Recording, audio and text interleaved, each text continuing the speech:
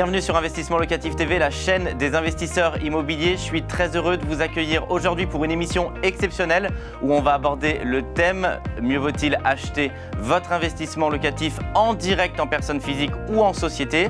Je vais en parler en plateau avec mon invité. Juste après cette courte vidéo, c'est parti. Alors, la société civile peut être utile principalement dans deux cas. Le premier, c'est on achète à plusieurs un bien immobilier.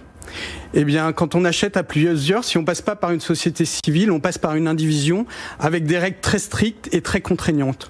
L'avantage d'une société civile, c'est de mettre un peu les règles de gouvernance qu'on veut, mettre le gérant qu'on veut, mettre des règles de sortie, etc., qui sont beaucoup plus souples dans la gestion quotidienne du bien. Donc, premier avantage. Donc c'est un avantage de liquidité, par exemple. Enfin, de liquidité, d'entente entre associés. Ça permet de mettre des règles dans les statuts qu'on veut bien, en fonction des appétences de chacun, en fait, et peut-être même des règles de sortie, pourquoi pas. Donc c'est beaucoup plus souple qu'une indivision.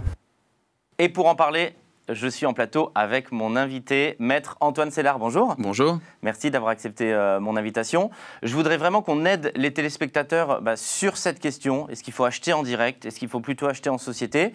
Et déjà, quand on achète en société, quel est le type de société avec lesquelles on peut acheter de l'immobilier? On parle souvent de SCI. Est-ce qu'il y en a d'autres? Est-ce que vous pouvez nous éclairer sur cette question? Alors, bon, premier point, on peut acheter de l'immobilier avec quasiment toutes les sociétés. En revanche, quand c'est une société vraiment pour acheter de l'immobilier, plus concrètement, on va acheter souvent avec effectivement une SCI, mais ça peut être avec une SARL notamment et n'importe quelle autre société. C'est une question qui anime énormément les investisseurs. Ils se posent tous cette question. Et plus particulièrement, quand on débute dans l'immobilier, quels sont les avantages, les inconvénients? Est-ce qu'il faut mieux que j'achète en direct? Est-ce qu'il faut mieux que j'achète en société? C'est quoi les incidences de tel et tel modèle? Alors, c'est toujours la question de mystère, c'est la première question qui est posée. Effectivement, ça dépend, c'est du cas par cas.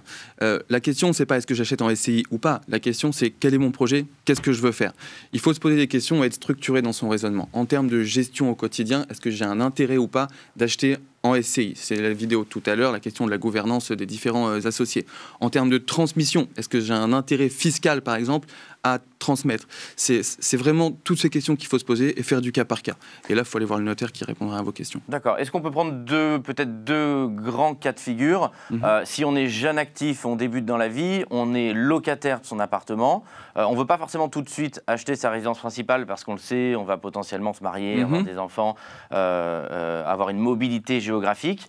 Est-ce qu'on conseille plutôt à ce type de profil d'acheter en tant que personne physique un premier investissement locatif ou de constituer une SCI? Alors, ça dépendra de son projet. Si, par exemple, son investissement locatif, c'est pour faire du meublé, déjà, on va lui conseiller d'acheter en personne physique. Pour évidemment une question de fiscalité, parce que la SCI, sinon, sera requalifiée à l'impôt sur les sociétés. Donc, dans ce cas-là, a priori, ce sera plutôt une acquisition en personne physique.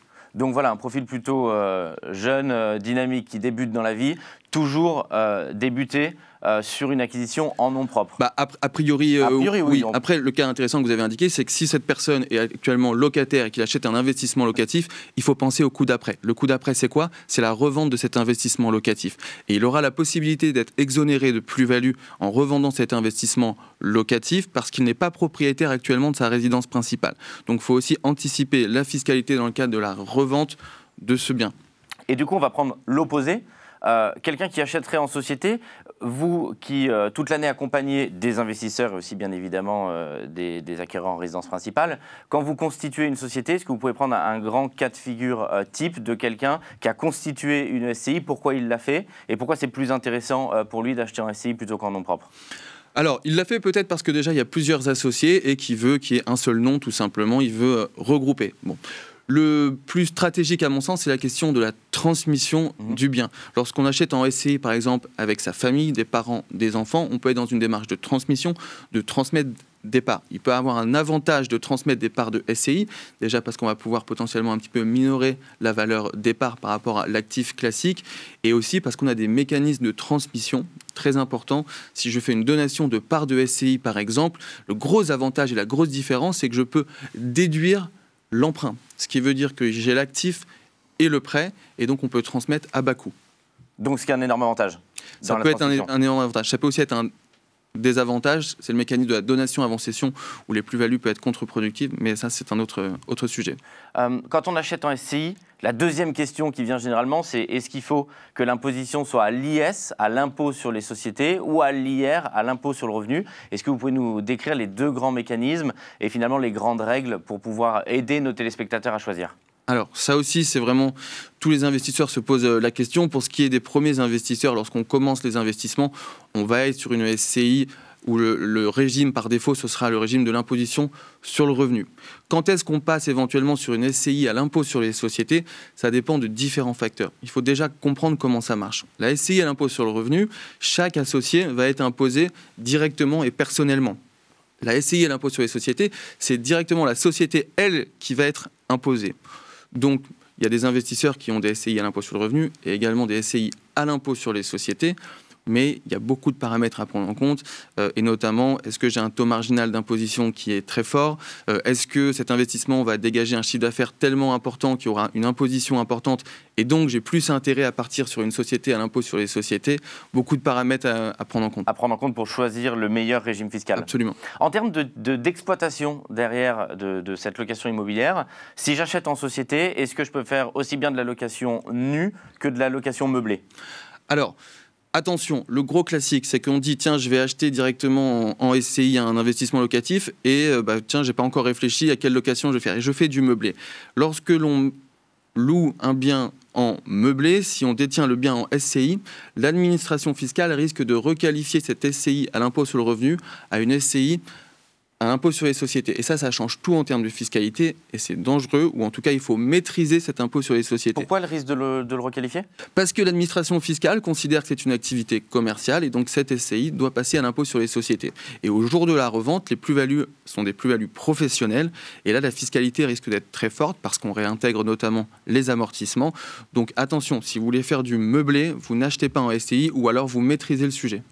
Voilà. Est-ce que vous pouvez réexpliquer le mécanisme effectivement de sortie donc, de la revente pour que ce soit très clair pour nos téléspectateurs et que ça illustre vraiment la différence à la revente entre j'achète en direct et potentiellement j'exploite au LMNP au réel et je suis en société par exemple en SCI à l'IS? Alors très clairement, lorsqu'on détient un bien en personne physique ou en SCI à l'IR, au jour de la revente, c'est la plus-value des particuliers qui s'applique. Et notamment, c'est la possibilité en fonction du nombre d'années de détention du bien de payer moins de plus-value. Ce mécanisme-là ne s'applique pas si on est en SCI à l'impôt sur les sociétés. De même que si, par exemple, votre investissement locatif devient votre résidence principale et que vous le revendez, vous pourrez être exonéré de plus-value. Alors que si vous détenez le bien en SCI à l'impôt sur les sociétés, la plus-value des professionnels vous coûtera cher et donc vous ne pourrez pas faire de déduction ou être exonéré de plus-value. Je voudrais qu'on aborde une dernière question, et vous en avez parlé sur la transmission.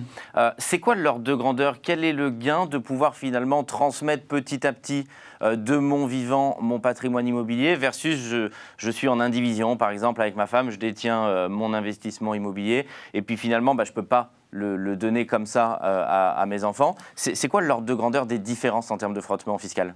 Alors, première chose, les gens pensent que le fait d'avoir une SCI permet de transmettre progressivement. C'est vrai, sauf qu'en indivision, c'est possible aussi. Je peux faire une donation à mes enfants de 20% de la pleine propriété, de 15% de la nue propriété. Je peux le faire. En revanche, quand je détiens un bien en SCI, je vais pouvoir un petit peu minorer la valeur des parts et donc l'assiette fiscale sera plus basse et donc je paierai moins d'impôts. Mais deux, ce qui est très important, c'est la question du prêt. Si j'achète un bien 100 mais qu'il me reste un prêt de 80, je vais pouvoir déduire ce prêt et donc avoir une valorisation des parts de 20 € et donc je vais donner à moindre coût à mes enfants. Donc ça, c'est un gros avantage. Si on prend un cas de figure comme on l'a fait tout à l'heure, on a par exemple un couple marié, 2 enfants, qui est proche de la retraite, qui a un patrimoine, on peut prendre l'exemple que vous souhaitez, 500 000, 1 million d'euros.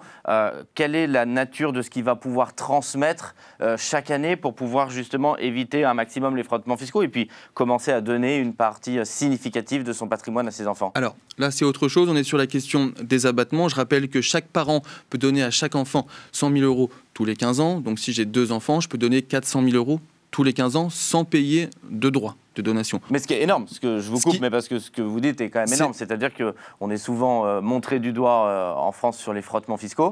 Il y a une niche fiscale, en tout cas, extrêmement importante, puisque là, on est à zéro. impôt sur cette... Là, on est à 0 € d'impôt. Et j'ajoute que si on souhaite donner des sommes d'argent, on a un autre abattement qui permet de donner 31 865 €. Est-ce que la conclusion de ça, c'est pas ceux qui sont le mieux informés, finalement, et le mieux conseillés, toujours évitent le maximum de frottements fiscaux? Ça, c'est une règle de base. Plus on est conseillé, plus on est habitué, et moins on paye d'impôts. Mais ce qu'il faut savoir, c'est que le notaire, a priori, ne facture pas les consultations. Donc, allez voir en amont, avant toute opération immobilière ou de transmission. Si vous venez le voir, le notaire, après, c'est trop tard. Merci beaucoup pour toutes ces informations. Je suis sûr que ça va passionner nos téléspectateurs de pouvoir comprendre ces différents mécanismes pour créer leur empire immobilier. Je vous dis à très bientôt pour une prochaine vidéo. Au revoir.